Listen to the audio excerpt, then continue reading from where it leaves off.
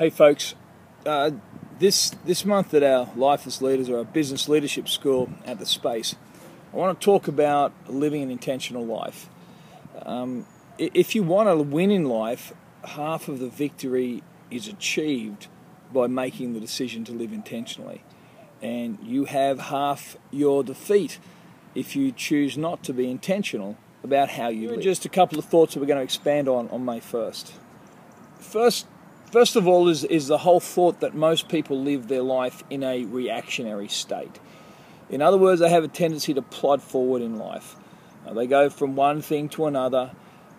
They have a job loss and they feel compelled to go and do something else. They have an economic crisis and they feel compelled to go and do something else. So their life, in a sense, is not lived with purpose or intention. It really is lived in a reactionary manner. The second thing that holds people back from living intentionally is a sense of conformity. In other words, they live according to the crowd around them. The crowd dictates how they live their life. The crowd dictates their value. The crowd dictates their purpose. The third thing that really plays havoc with an intentional life is this misnomer that we have to live an independent life.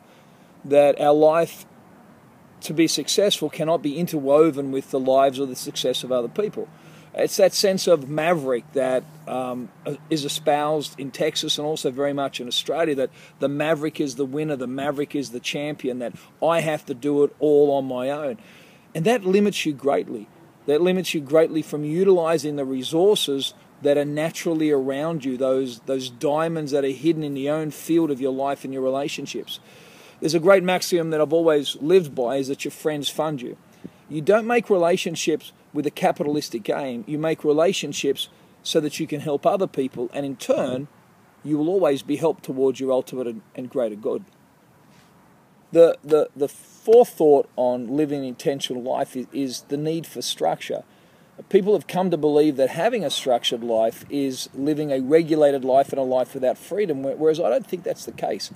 When you have a goal, when you have a purpose, and you've got the structure in place to achieve that purpose and goal, you have greater freedom to run at that goal.